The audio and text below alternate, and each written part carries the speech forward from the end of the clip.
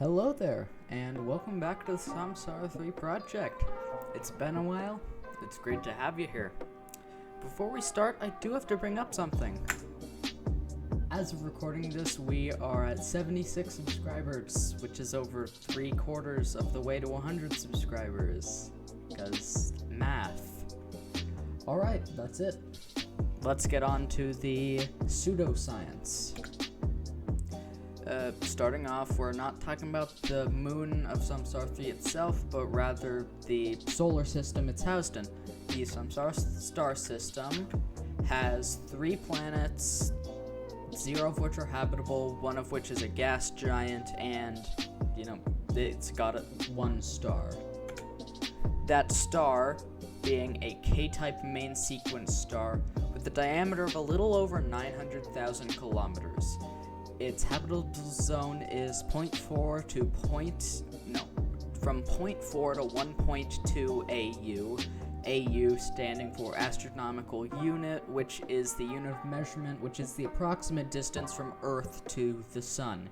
It has a luminosity 60% that of our star.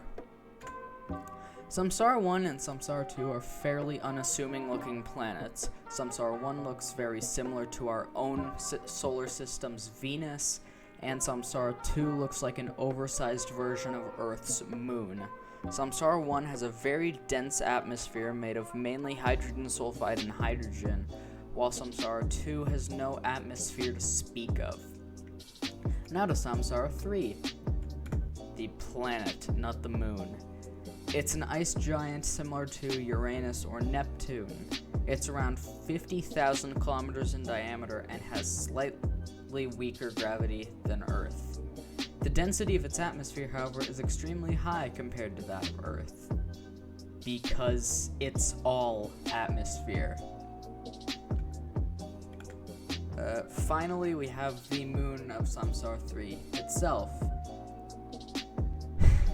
It's got relatively higher temperatures and is smaller than Earth a little bit.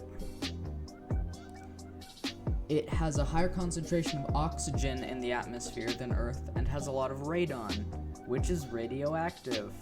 Fun. We're on to the main episode now, with plants and animals and that such. Starting off with Carnodonta. It's a descendant of Panodilateropoda that got rid of the shell in exchange for more maneuverability. It internalized the beak into a kind of teeth. It is small. But Carnodonta is also very adaptable, as you can see here. Starting off with Dentrentomo, it's a tree bug. What can I say? It's a bug, and it lives in trees. Onto the star of the show. Tetraptera evolved a patagium, or stretch of skin, that allows it to glide. It has 2 pairs of these and has not quite mastered powered flight. Gregoropod is fast. It is a small predator that mainly feeds on its pterognathan kin.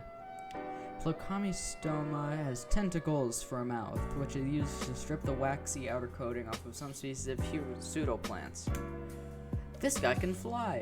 A descendant of Tetraptera, it finally evolved powered flight. It's reached around the upper limits of pterognathan body size due to lack of internal skeleton, but it lives fairly well.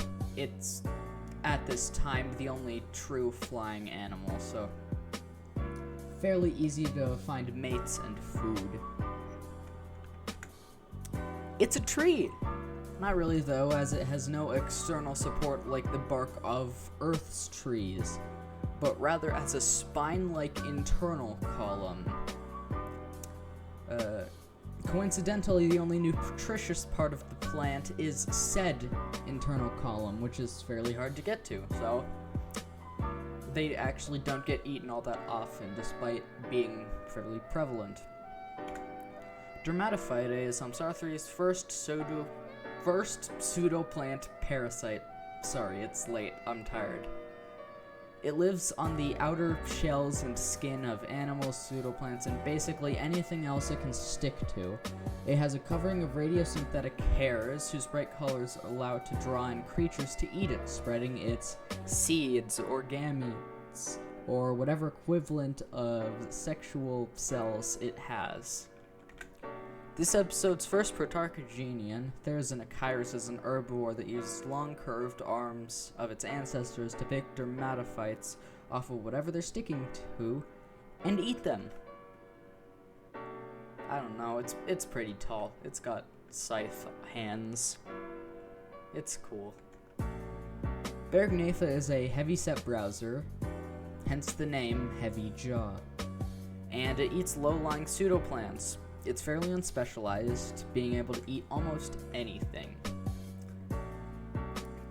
They are not in any way social animals, but they do tend to group up together with groups that can sometimes exceed hundreds of members, just because, hey, these guys live in a big group. They obviously know how to find food. I need food. I'm gonna join them. That's the thought process that's going on inside their whatever equivalent of a brain they have, some sort of nerve center. A sister clade to Barognatha, Stylocollum is the hexischiopod's answer to high browsers. It's fairly tall and has a high-up mouth, so it can eat things that are tall. Its name means pillar neck.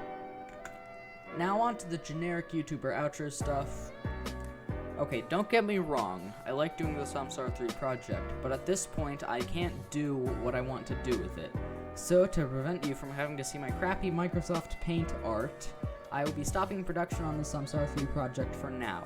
I will come back to it when I have the ability to do what I want to do with it, meaning 3D modeling. I will be uploading on a schedule similar to my current one, meaning a few videos fairly close to each other, and then a month before another one comes out, and it will be of a different project, one of which I can only hint at now. Just kidding, I'm not telling you anything. You'll have to watch the video when it comes out. I don't know, it'll come out eventually. Bye! I said bye.